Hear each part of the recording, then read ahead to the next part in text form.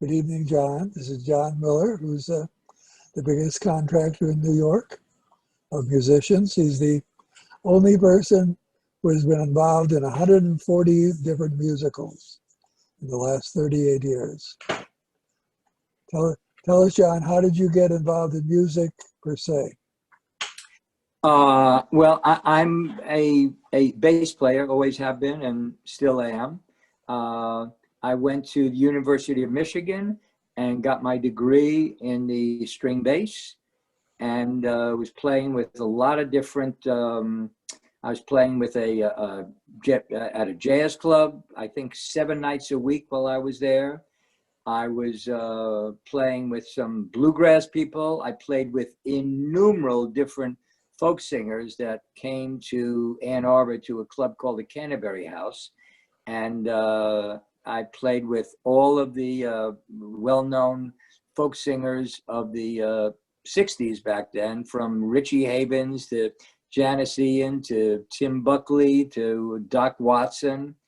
And then when I did my recital and I was about to leave Michigan very reluctantly, I hadn't really given any thought as to what I was going to do afterwards. But a number of people who I had played with while I was there called me up and asked me if I would like to do some gigs with them. So I remember practically the day after my recital, I found myself in Philadelphia playing with Tim Buckley. And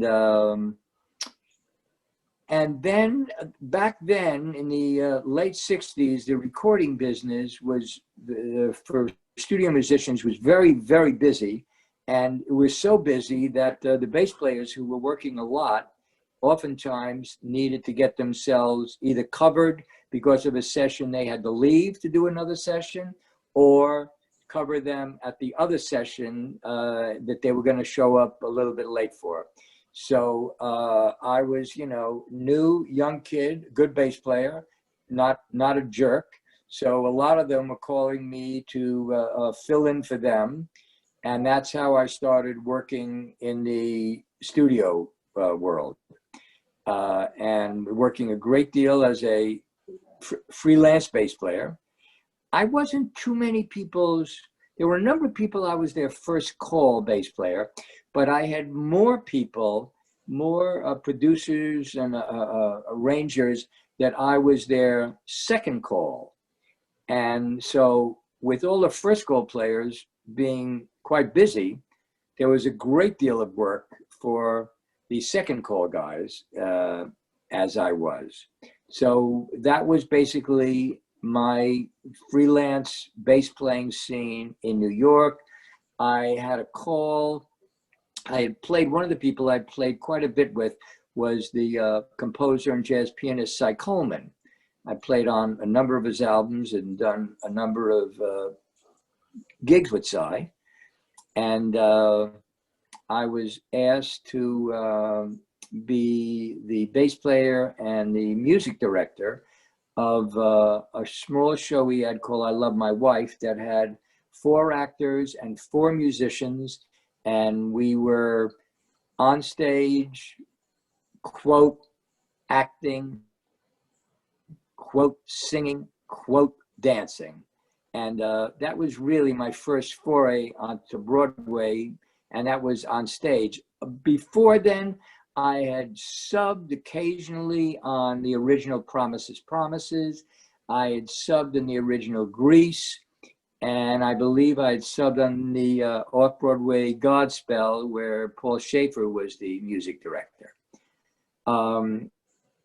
So I did I Love My Wife, and had loads of fun doing that. And I remember knowing nothing about, actors having to show up at half hour, because I was driving a motorcycle then, and I'd be busy playing the bass, and I'd pull in at around 7:45 and throw on a costume and go do the show. And then afterwards, rip off my Santa Claus outfit, get on my motorcycle and do another late night gig. So it was loads of fun. And then around 1982, Cy said to me, he has this show called Barnum, and would I like to be the contractor? Now, I knew virtually nothing about contracting, but having subbed around and knowing a number of players who did Broadway, I had heard rumors. And so that I sort of had this connotation that there was kind of something kind of seedy element about Broadway contracting, whether it was kickbacks or sexual favors. I have no idea if any of it was true. It was just sort of a slimy world that I had heard about. So I said to Cy, Cy, no, I don't want to do it. I'm a busy guy. I'm a single guy riding my motorcycle around, playing bass all over. And thank you, but I don't want to do it. And then he had this line that he said to me that he loved saying for many, many years afterwards. His line was, I got to give it to some schmuck. I just as soon give it to you. So I said, Cy, let me get back to you.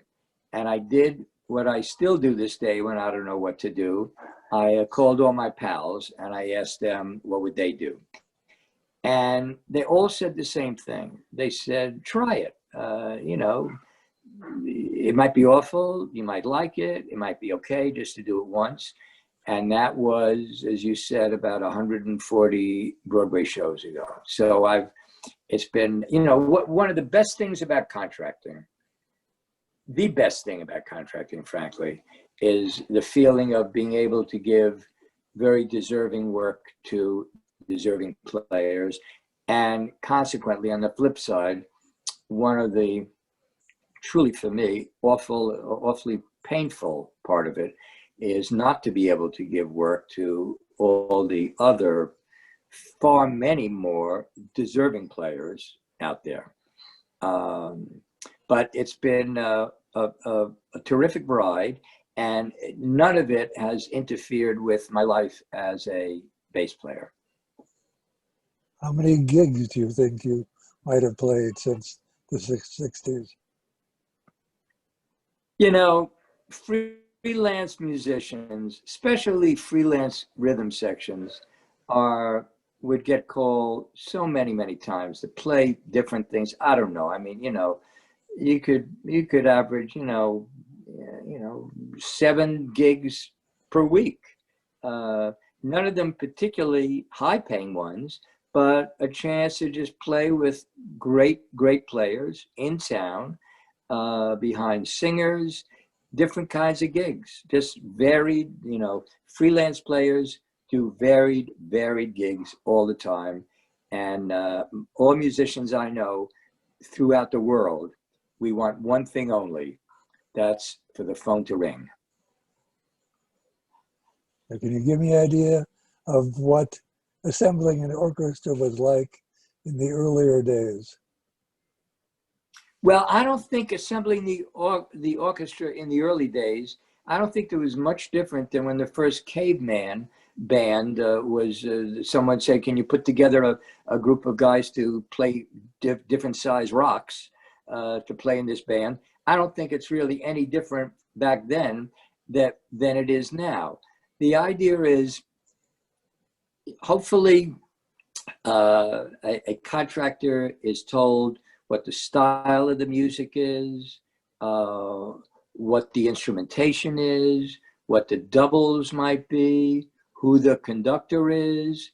And then nowadays, these decisions of who gets hired are made with a number of people who all have very valid vested interests.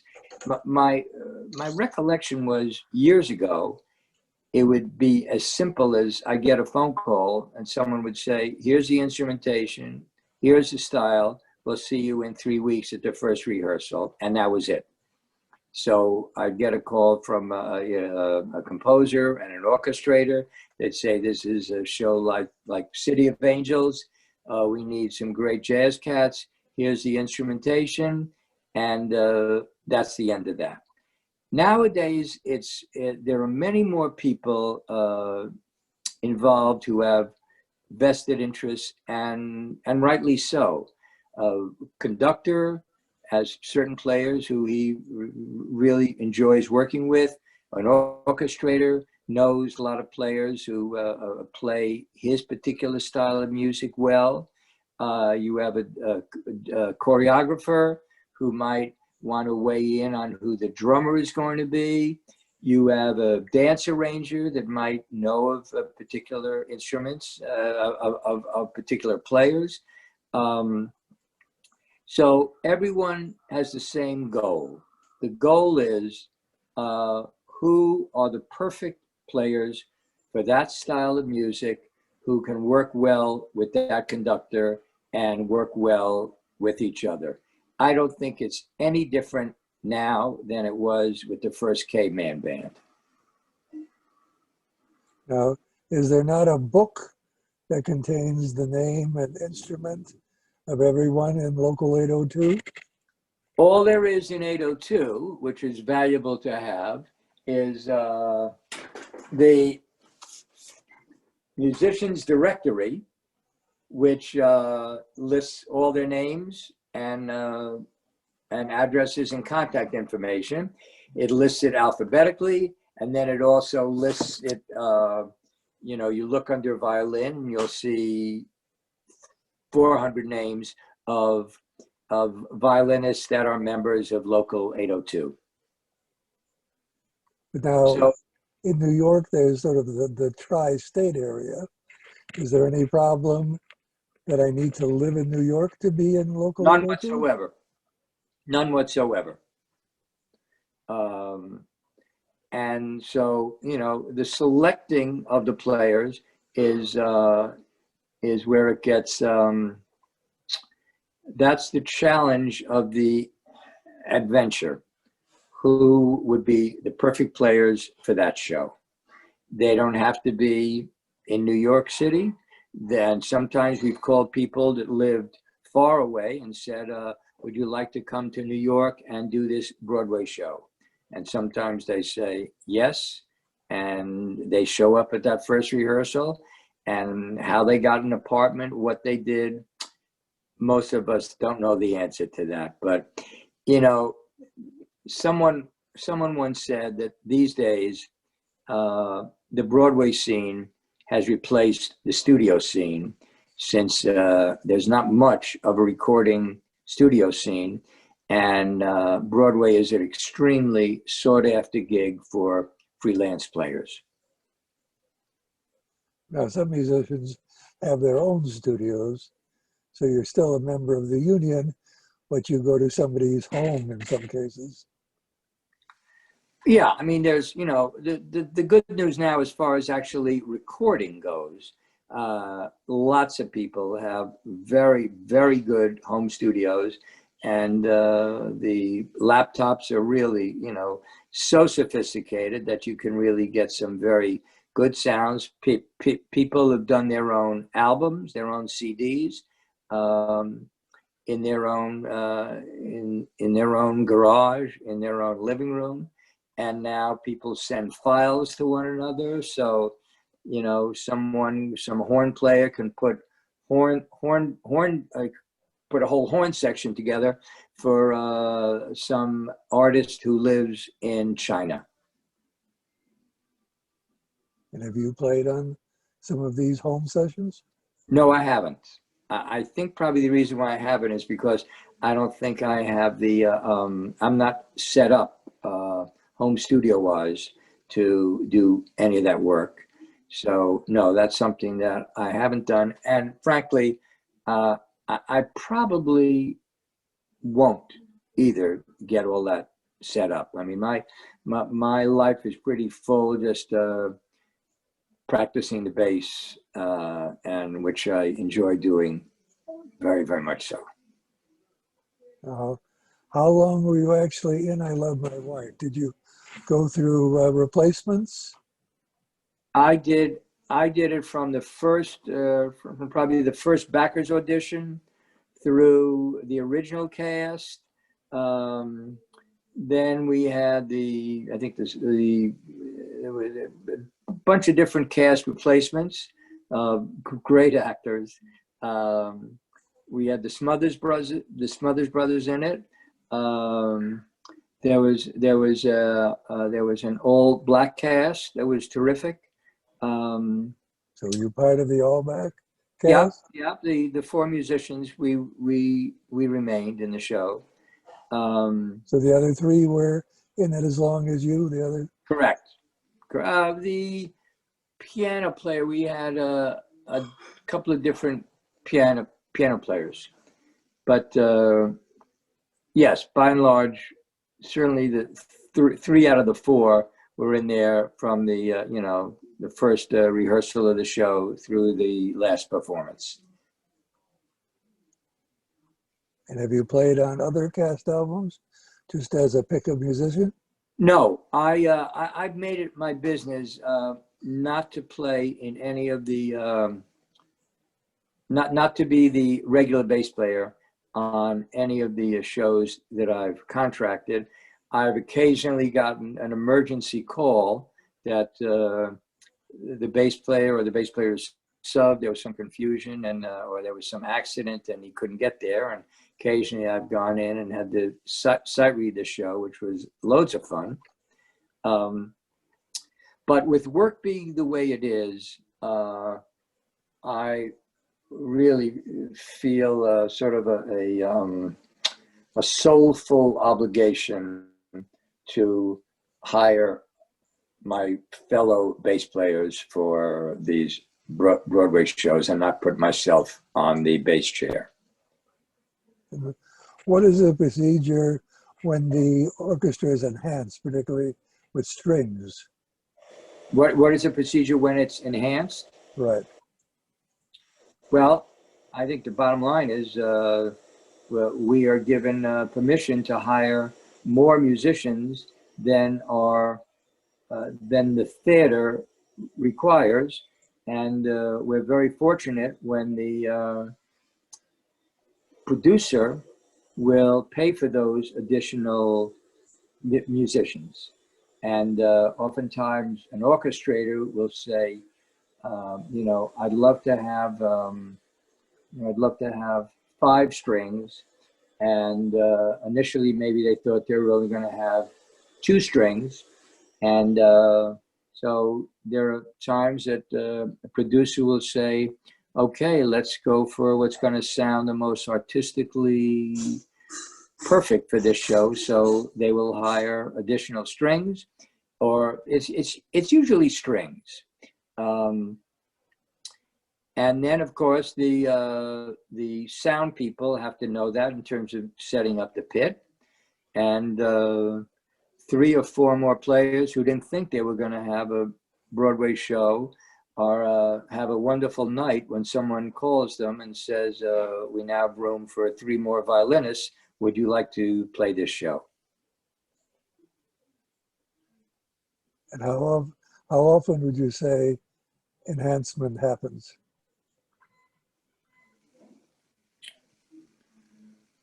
Well, there is I've been involved with a number of shows that they hired the producer graciously hired more musicians than they had to have for the minimum requirement at that theater. The producer went along with the music team's suggestion that the additional players would really make the show sound unbelievably thrilling. And if we hire players over the minimum, let's say the minimum at that theater is 18, and let's say we're going to hire 4 more musicians, there's a procedure called being on the cut list. So the cut list would mean that if I'm going to hire these 4 additional musicians, the producer is not obligated to have them do the run of the show. The producer is obligated to have them for, I think it's 10 weeks, assuming the show runs that long. And after that, if the ticket sales are ticket sales are not well, the producer has the right to let go of those additional string players who were hired basically on the provisional basis that it would initially just be for 10 weeks. What if a show like Beauty and the Beast goes from the Winter Garden to the Ambassador? The musicians that are hired for the show have the right of first refusal, regardless of where the show goes. Is there any problem with the union saying, we have 28, you can't cut us down to 17? If the show opened with 17 and they move into a larger theater, unless there's a new union rule, right now, my understanding is what it was originally written for, were originally played for, open with on Broadway, that would be, they would make that complete changeover to that theater. The number of musicians required has changed quite a bit, hasn't it? In Yes, it has. times. Yes, it has. Explain. The minimum musicians in theaters is basically based on what the audience capacity is and how many tickets can be sold. So in a large theater, there might have been 24 musicians that had to be hired. Well, in these negotiations that happen every 3 years between the league, who represent the producers and the theater owners and the guild of the directors, and the league oftentimes goes in and says, we would like to see if we could have that minimum of 24 get lower. So they negotiate with the musicians union, and have these minimums gotten smaller? Yes, they have gotten smaller. But I think everyone right now is pretty cool with what the minimums currently are. Only time will tell how this will play out. What about a theater that is not normally a musical theater, like the Long Acres or the Court? They occasionally have a musical, but 90% of the shows. Years ago, wasn't there a requirement, even in a play, that there had to be 3 or 4? In those smaller theaters, the minimum is extremely it's small. So in those smaller theaters, usually the minimum is approximately three players. There is also something that you haven't mentioned, but it might be interesting to talk about. Let's say you are a producer and you want to do a show like Smokey Joe's Cafe, and your artistic concept is that it's a small band on stage of 5. Yet you find that the theater that you're going into has a minimum of, let's say, 15. So the producer with the music team goes to the musicians union and says, because of artistic musical reasons, we don't feel, and I'll use Smokey Joe's as an example, that Smokey Joe's will work with 15 musicians. It's supposed to be in a small club, and this is how this style of music was always done, with small bands. So the union looks at their request, and both parties have in-depth conversations, and the producers, where the producers sit, they're hoping that their musical artistic request will be accepted by the union. And when the musical request is really makes a lot of sense to the union agrees. So you can go into an 18-man house with only 5 musicians based on the fact that for artistic reasons only, that 5 musicians are what are called for and not 18 musicians. And to have 18 would defeat the musical sound of the show. So does this normally happen? There must be some instances where there's a difference of opinion.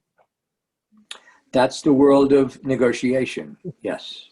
So it might be negotiated to a little higher, but not, might be negotiated. No, if let's say if a producer, let's use the example of Smokey Joe's. The issue isn't we want to go with 5, we could go with 8.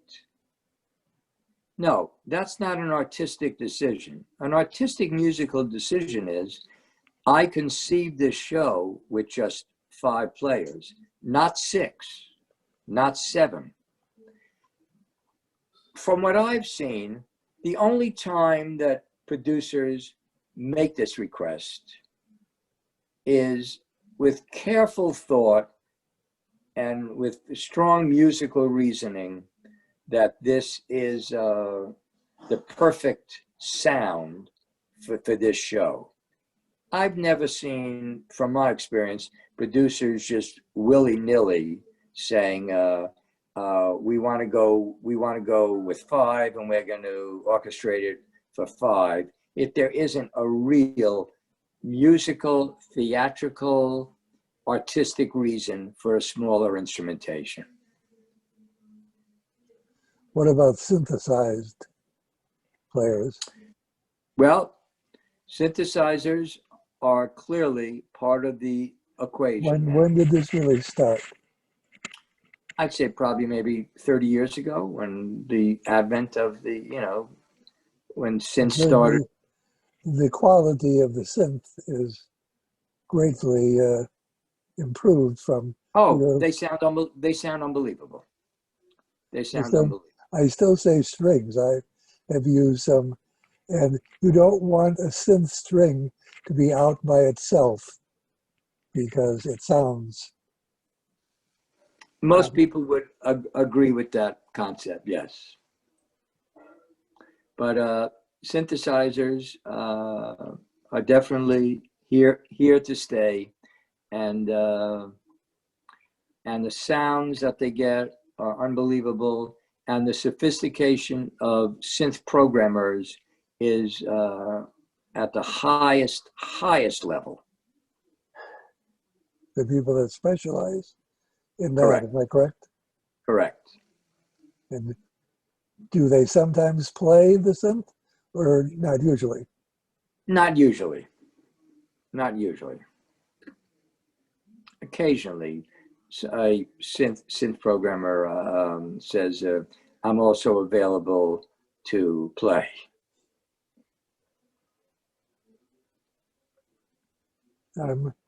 For each recording session, the musicians are paid a week's salary, as are the actors? No, there is a standard American Federation of Musicians rate for phonograph recording. So when you're going to do a cast album, musicians do not get paid with the same wages that the actors do. Musicians get paid for each 3-hour recording session. So if a session is, and in that session, you are allowed 15 minutes of edited music. So hypothetically, you're going to do an album that's going to be 60 minutes of music. So that would be basically 4 sessions, because each session you can only do 15 minutes of edited music. But you could also record, in theory, the entire 60-minute album in that 1 3-hour session. But since it's 60 minutes, you would still have to pay for 4 sessions.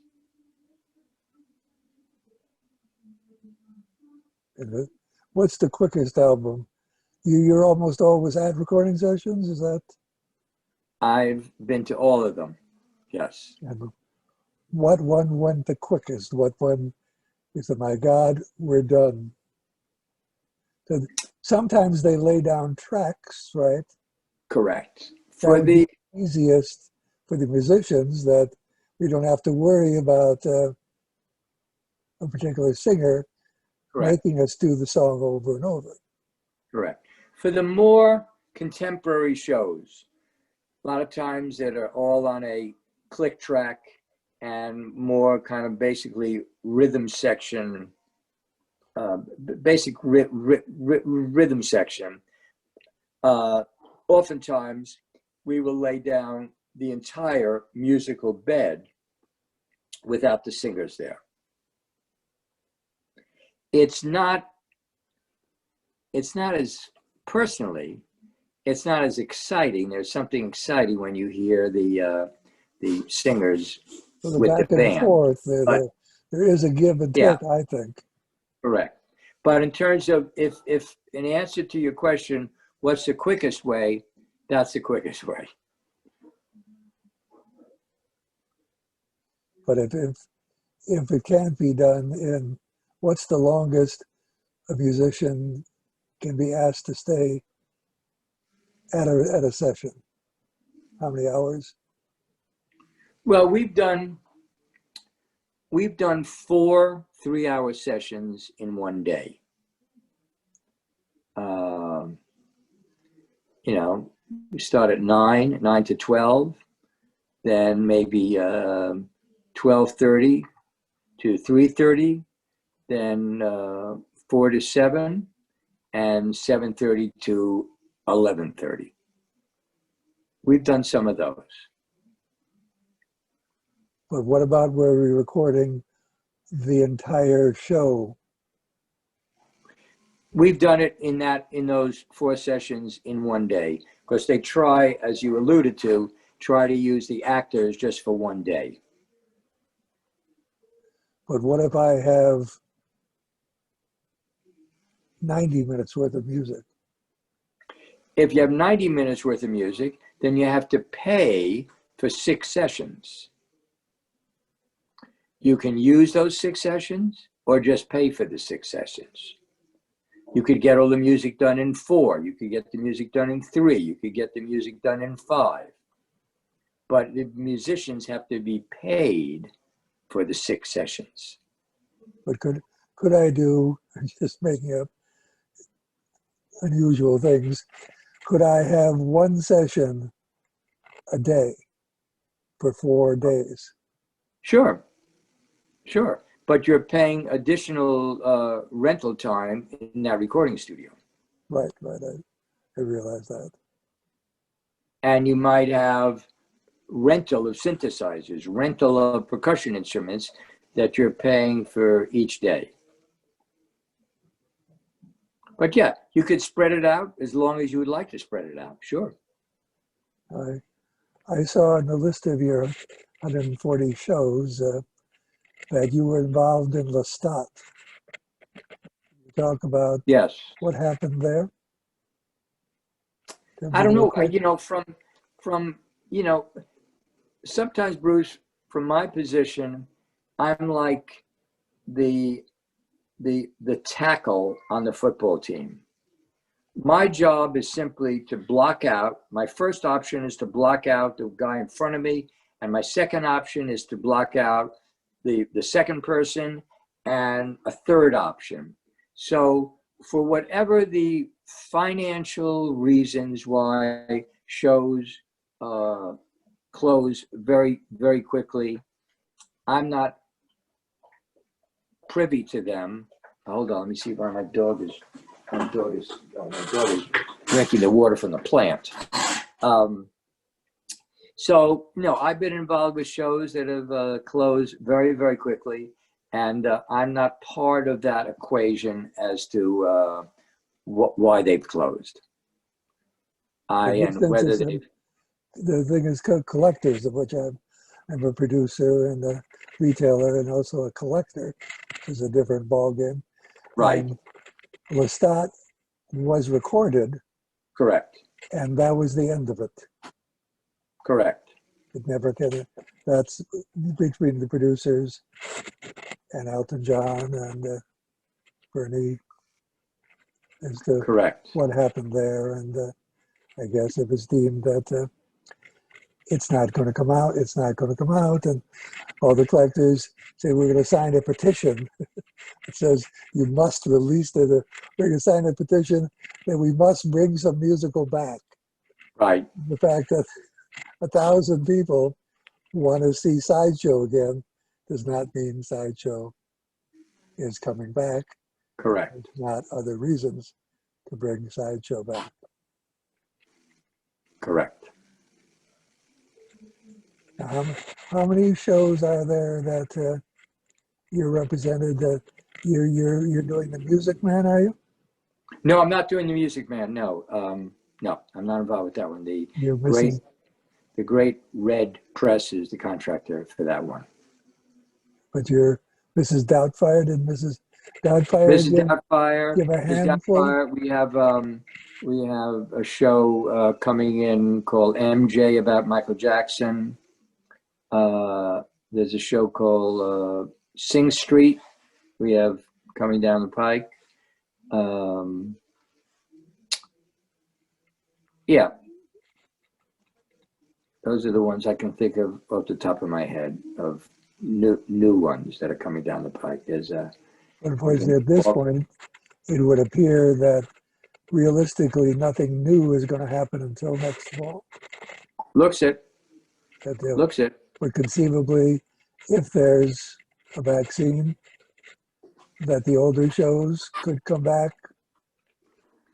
That's what a lot of smart people seem to be saying these days, yes. But the economics say that it cannot be a small percentage of the theater and 6 feet apart as restaurants and other things. Right.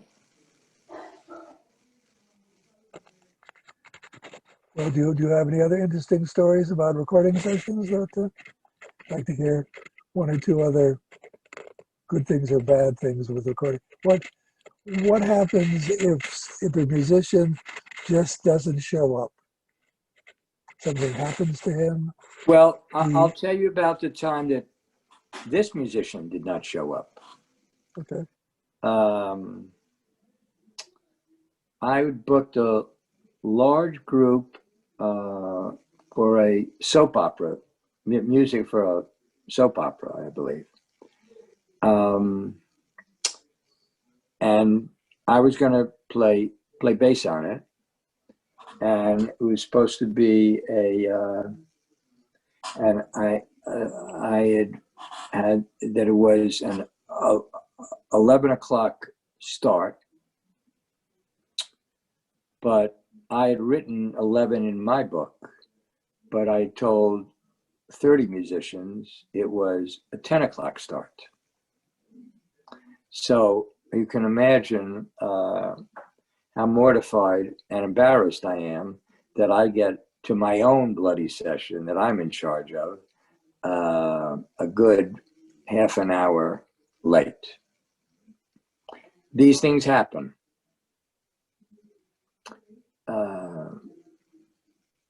Things do happen. They did not start without you. No, they were smart enough to start without me, and a couple of tunes that they did without me, I overdubbed at the end. I see.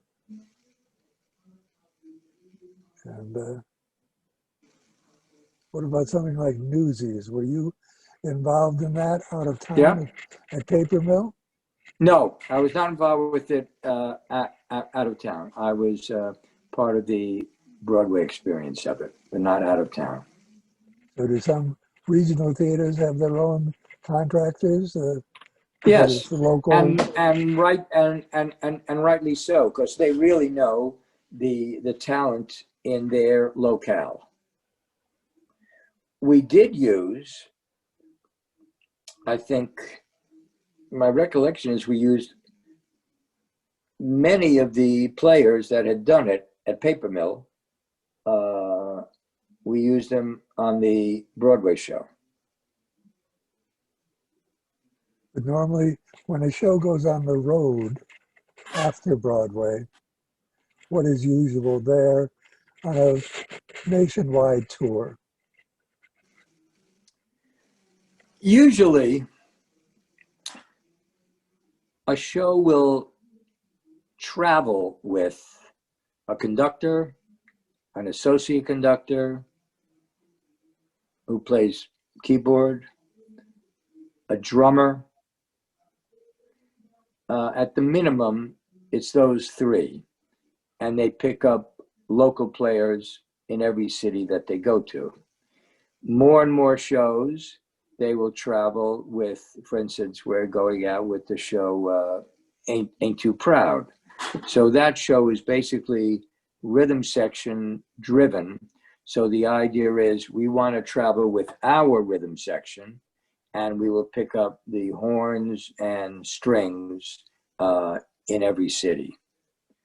Some shows travel what's called self-contained, where they will travel with the entire orchestra. But mostly they pick up local players in each city and have 3 to 5 traveling players. And how much rehearsal time is there with the new players? Enough time that everyone's happy. So it's usually, sometimes it's like a 3-hour rehearsal and a 1-hour sound check. And we've sent the music ahead to the local players. So when they get there, they're familiar with the part. Conductor gives the downbeat. Hopefully everyone is thrilled. And then they go in for a quick sound check. And it's all done on the same day that the show opens. Okay, so the last thing I think, unless you have further thoughts, is about your new CD. Well, it's called Stage Door Johnny, and it initially came out on PS Classics, and now it's out on all the streaming services. And not too many of my friends knew that I sing and play the guitar. Now, most musicians I know play another instrument just for the fun of it. I know a French horn player who's a terrific, loves to play jazz piano. I know an oboe player who loves to play the bagpipe. With me, it was the guitar. I was playing the guitar as a kid, never took any lessons with the guitar. But I sound like I know what I'm doing. And I would say that my singing is like that of a musician. And when I would come back at the end of a long day, either slapping the bass or contracting or some combination, and I come to the apartment, and my wife Connie would be asleep in bed, and our dog Pumperdoodle would be asleep on the bed with her, and I'd be wide awake. And I'd pick up the guitar and either watch some sports or watch that day's version of Young and Restless, as I've been having missed an episode of Young and Restless since it first started. You record DVD-R? Yeah. I've not missed an episode of Young and Restless since it first started about 44 years ago. And I pick up the guitar and just start noodling around.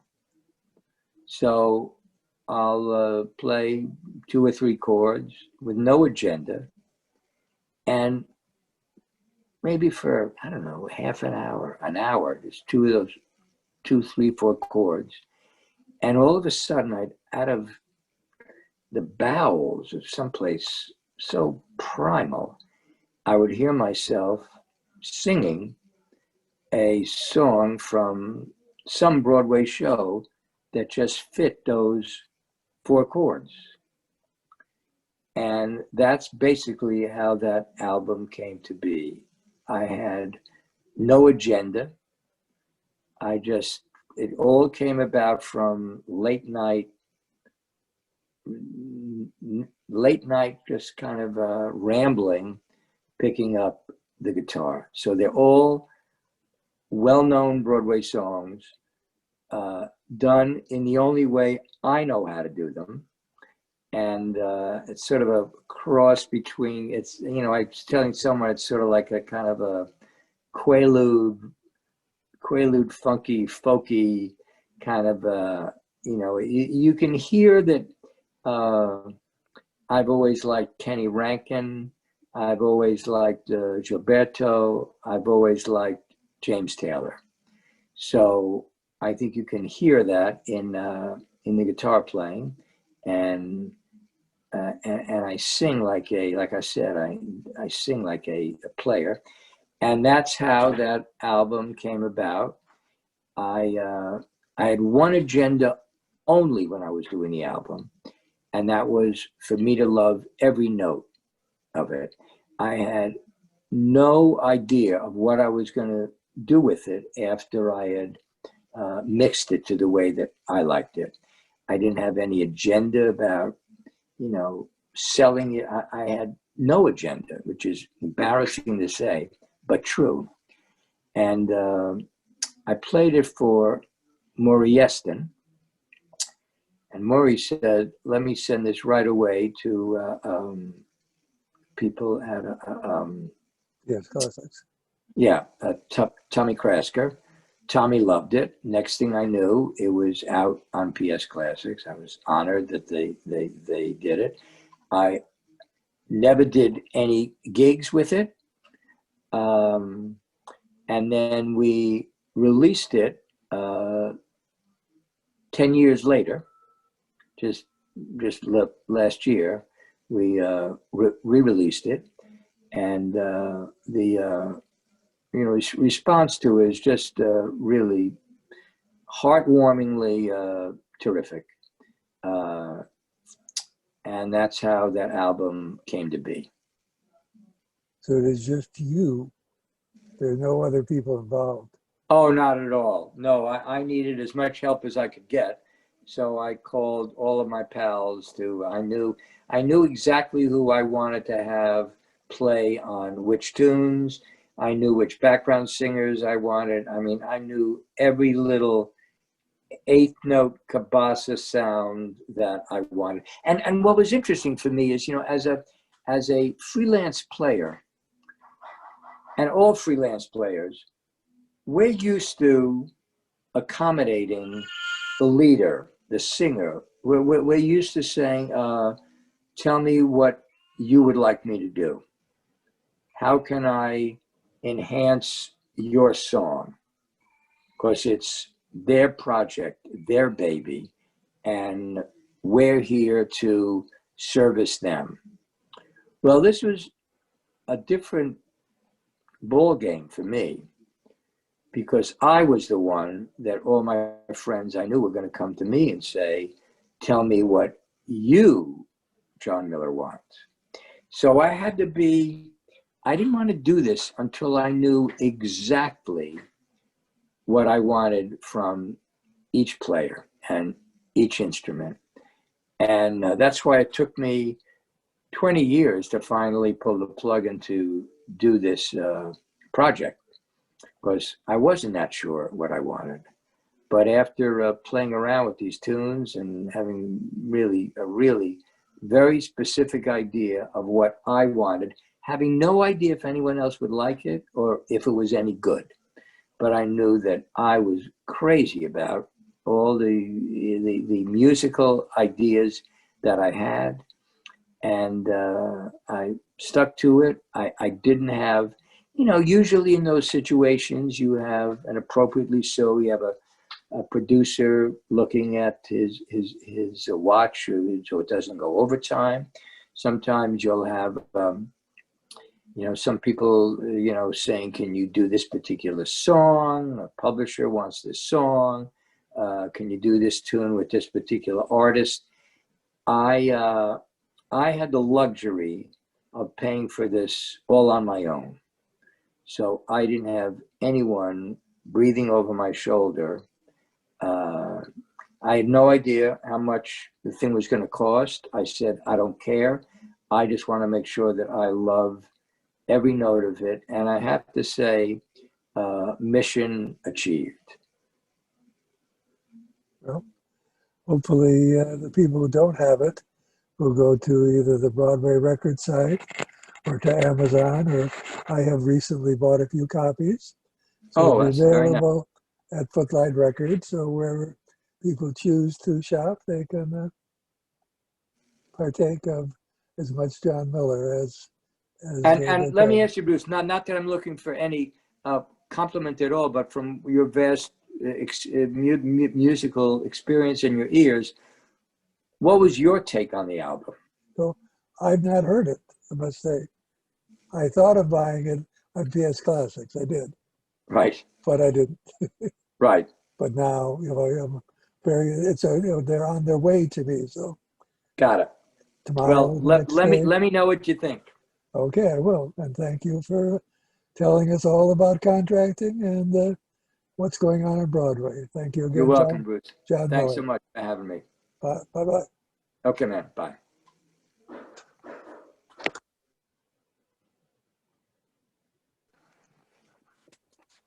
Leave. Leave.